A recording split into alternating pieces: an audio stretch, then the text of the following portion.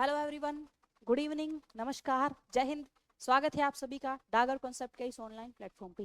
तो भाई आप सभी लोगों को ये इन्फॉर्मेशन बहुत पहले ही मिल चुकी होगी कि इंडियन आर्मी का सपना देखने वाले बच्चों की राह में एक और रोड़ा इंडियन आर्मी डाल चुकी है और उस रोड़े को, उस रुकावट को कहा जाता है एडेप्टेबिलिटी टेस्ट। आप सभी लोगों को पता है कि इंडियन आर्मी ने बहुत पहले ही अपने नोटिफिकेशन में ये बात जाहिर कर दी थी, ये बात बता दी थी कि अब की बार से इंडियन आर्मी जनरल ड्यूटी के स्टूडेंट्स के लिए भी एडाप्टेबिलिटी टेस्ट लेने वाली है। यानी अब आप में से जितने भी बच्चे एग्जाम क्वालिफाई करेंगे, उसके बाद उन बच्चों का जब फिजिकल कॉल लेटर आएगा, तो फिजिकल कॉल लेटर आने के बाद जब आप फिजिकल देने जाएंगे, रनिंग करेंगे, उसी दिन आप लोगों से एक और टेस्ट लिया जाएगा, जिस टेस्ट को नाम दिया गया है एडाप्टेबिलिटी टेस्ट। ठीक है, ये आप सभी लोगों को पता चल गया होगा। अब ये जो क्वेश्चन है, इसके बाद बच्चों के मन में बहुत सारी टेंशन है कि ये टेस्ट, क्योंकि पहली बार जब कोई चीज होती है ना, तो हर किसी को टेंशन होती ही है कि भाई सबसे पहली बात तो कि ये टेस्ट है क्या, क्या कुछ इस टेस्ट में होगा, क्या कुछ लिखना होगा, क्या कुछ ऑब्जेक्टिव टाइप क्वेश्चन मिलेंगे, या फिर कंप्यूटर पे देना पड़ेगा, किस तरह का पेपर होगा अभी नहीं पता। उसके बाद क्या सभी को देना होगा, या फिर जो बच्चे पास होंगे उनको देना पड़ेगा, या फिर जो बच्चे फिजिकल पास करेंगे उनको देना पड़ेगा, यानी रनिंग से पहले होगा, रनिंग के बाद होगा, किस तरह का होगा, इस तरह के क्वेश्चन बच्चों के माइंड में है। और उससे सबसे इंपॉर्टेंट कि अगर मुझसे ये एग्जाम पास नहीं हो पाया, मैं इस एग्जाम में फेल हो गया और मैंने रनिंग पास कर ली, मैंने पेपर भी पास कर लिया, लेकिन मैं इसमें पास नहीं हो पाया टेस्ट में, तो क्या मुझे आगे की प्रोसेस के लिए क्वालिफिकेशन मिलेगा या फिर मैं वहीं पे आउट हो जाऊंगा। ऐसे ही कुछ क्वेश्चन यहाँ पे लेके आए हैं, ऐसे ही कुछ क्वेश्चन के आपको यहाँ पे आंसर देंगे। तो भी सबसे पहले तो मैं आपको बता दूं, अडेप्टेबिलिटी जो टेस्ट है वो आपका रनिंग होने के बाद आप लोगों से लिया जाएगा। यानी जिस दिन आपका फिजिकल कॉल लेटर आने के बाद आपकी रनिंग की डेट आपको दी जाएगी, पहले आप लोगों से आपकी रनिंग वगैरह करवाई जाएगी। जो बच्चा रनिंग वगैरह क्वालिफाई कर लेगा, उसके बाद सिर्फ उन्हीं बच्चों को अडेप्टेबिलिटी टेस्ट के लिए आगे कंटिन्यू किया जाएगा। जो रनिंग में आउट हो चुका है, उन बच्चों को इस टेस्ट के लिए नहीं बुलाया जाएगा। अब बच्चा चाहे फिजिकल एक्सीलेंट में करे या बच्चा फिजिकल करे 88 में, हर किसी को अडेप्टेबिलिटी टेस्ट देना पड़ेगा, हर किसी को देना पड़ेगा अगर आपने क्वालिफाई किया है तो। उसके बाद मेडिकल आपका बाद में होगा। ठीक है, एडेप्टेबिलिटी टेस्ट के बाद आपका मेडिकल फिटनेस होगा, उससे पहले आपको ये टेस्ट देना पड़ेगा। उसके बाद यानी हर किसी को देना पड़ेगा, आपके पास चॉइस नहीं है।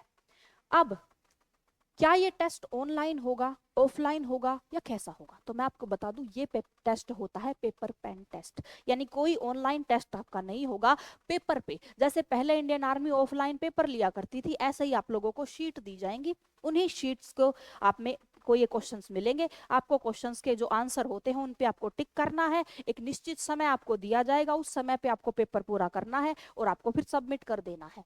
ये आपको करना है, यानी कोई ऑनलाइन वगैरह नहीं होगा, पेपर पेन टेस्ट है ये पूरी तरह से। उसके बाद अगर आप इसमें फेल हो गए तो क्या होगा, तो भी सबसे पहले मैं आपको बता दूं, अगर आप फेल हो गए तो फेल होने के बाद आप इसको प्रोसेस को आगे कंटिन्यू नहीं कर पाएंगे। इस टेस्ट में फेल होते ही आप वही बाहर हो जाओगे, आगे मेडिकल के लिए या फाइनल लिस्ट के लिए आपको बुलाया ही नहीं जाएगा। आपको हर किसी को अडेप्टेबिलिटी टेस्ट पास करना पड़ेगा। उसके बाद हम कुछ और तथ्यों की बात करेंगे इसके बारे में कि पास करने के लिए कितने नंबर चाहिए। ठीक है, कुछ ऐसे भी क्वेश्चन बच्चों के मन में आते हैं कि कितने क्वेश्चन होंगे, कितने नंबर मुझे कितने ठीक करने पड़ेंगे, और अगर मेरे क्वेश्चन गलत हो गए तो क्या होगा, अगर मुझे नहीं आया तो क्या होगा। इसी टाइप की कुछ बातें हैं जो आपके मन में होंगी। तो चलिए भाई, अब सबसे पहले उनके बारे में बात करेंगे। तो भाई मैं आप सभी को बता दूं, इसमें जितने भी क्वेश्चंस होंगे, क्वेश्चंस की वैरायटी अलग अलग पेपर की अलग होती है। जैसे एयरफोर्स वगैरह 50 क्वेश्चन ले लेती है, नेवी अलग करती है। तो मान के चलिए कम से कम, क्योंकि इंडियन आर्मी ने अभी इस बात को डिस्क्लोज नहीं किया है, ओपन नहीं किया है कि वो कितने क्वेश्चन आपको देगी, लेकिन वो क्वेश्चन जितने भी देगी आपको सारे क्वेश्चन अटेम्प्ट करने पड़ेंगे। एवरी क्वेश्चन, सभी क्वेश्चन आपको करने पड़ेंगे।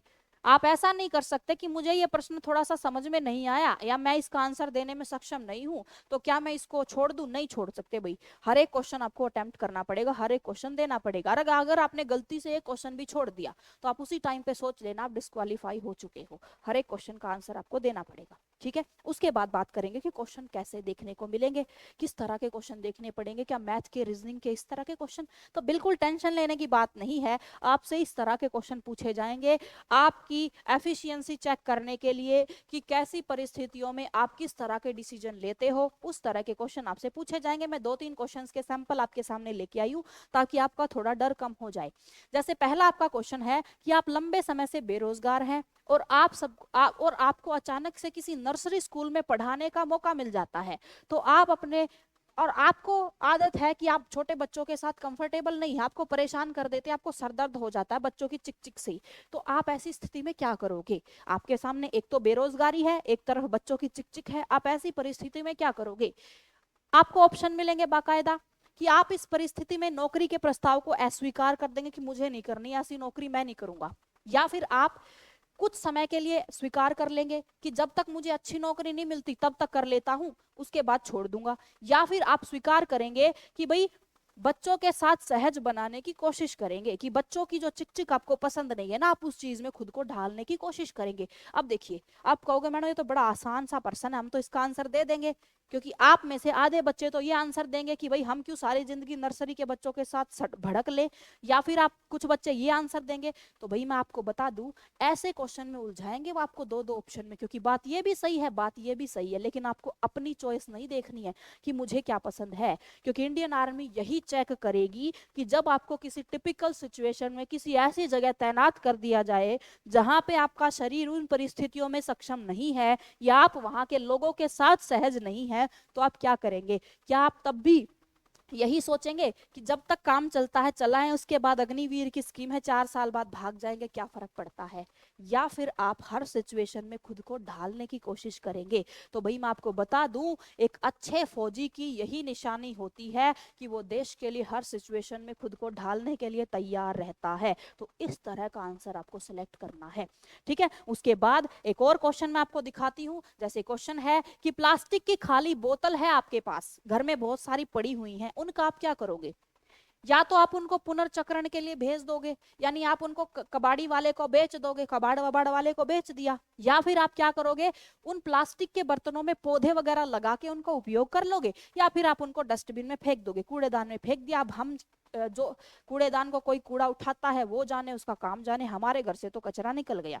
तो यहाँ पे आप बात देखोगे तो बात ये भी सही है कि आप उसको पुनर्चक्रण के लिए भेज दोगे, बात ये भी सही है कि आप पौधे लगाने के लिए उसका उपयोग कर लोगे। इन दोनों में सही, ज्यादा सही कौन सी है? तो मैं आपको बता दूं कि हमें चीजों को ऐसे सोचना है कि हम खुद दूसरों पर निर्भर ना हो, ज्यादा से ज्यादा स्थिति में हम खुद ही चीजों को हैंडल कर लें और एक चीज से दो फायदे आराम से हो। तो यहाँ पे अगर आप पुनर्चक्रण की बात करो तो आप कबाड़ी वाले को दे दोगे, लेकिन दोबारा जब उन बोतलों का उपयोग किया जाएगा तो दोबारा बनाने के दौरान फिर से बहुत सारी प्रोसेस से उसको गुजारा जाएगा, बहुत सारे केमिकल वगैरह यूज करे जाएंगे, यहाँ पे खर्चा ज्यादा है। लेकिन अगर आप उन्हीं बोतलों में पौधे लगा देते हो, उन्हीं चीजों में पौधे लगा देते हो, तो ये चीज किसी भी आपके, मान लीजिए लो ऑफ कॉस्ट, कम पैसे पे आप एक अच्छा सा बागबानी का एक मौका भी है आपके पास, और उसके साथ साथ ये पर्यावरण के लिए सबसे ज्यादा हितैषी है। पर्यावरण, आप सभी जानते हो पर्यावरण एक बहुत बड़ा मुद्दा है।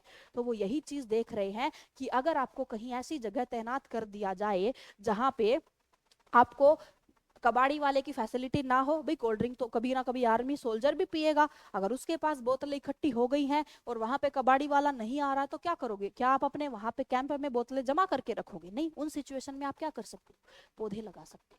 इस तरह की सिचुएशनल क्वेश्चन आपको दिए जाएंगे और ऐसे ही क्वेश्चन से आपको वहां पे डील करना है। अब मैं आपको कुछ एक दो ट्रिक बता देती हूँ, एक दो टिप्स बता देती हूँ, ताकि आप एग्जाम क्वालिफाई करने में आप वो गलतियां ना करो। सबसे पहली बात तो भाई मैं आपको बता दूं, हो सकता है आपको एक आध क्वेश्चन अग्निवीर योजना पर भी देखने को मिल जाए कि आपके अनुसार, हो सकता है क्वेश्चन में आपको दे दें कि आपके अनुसार अग्निवीर की योजना कैसी है, अच्छी है, बुरी है, सही है, इस तरह के ऑप्शन आपको दे देंगे। तो मैं आपको बता दूं, आप अपनी मन को वहीं मार लीजिएगा। अगर आप अग्निवीर स्कीम के खिलाफ भी हैं तो भी आप ऑप्शन में खिलाफ वाले को मत चुनना, क्योंकि भाई मैं आपको बता दूं यूपीएससी में आप सरकार के विपक्ष में बोल सकते हो, लेकिन अदर एग्जाम में अगर आप सरकार के विपक्ष में पक्ष में नहीं बोलते हो, विपक्ष में बोलते हो, तो तुरंत आपको डिस्क्वालीफाई कर दिया जाएगा। इसीलिए अगर किसी भी ऐसी योजना से क्वेश्चन आता है जो सरकार के द्वारा चलाई गई है, भले ही वो दुनिया के लिए, समाज के लिए, किसी के लिए भी बुरी हो, लेकिन आप उसको बुरा एग्जाम में मत बोलिए। फिर बाहर निकल के एग्जामिनेशन सेंटर से निकल के बोल लीजिएगा,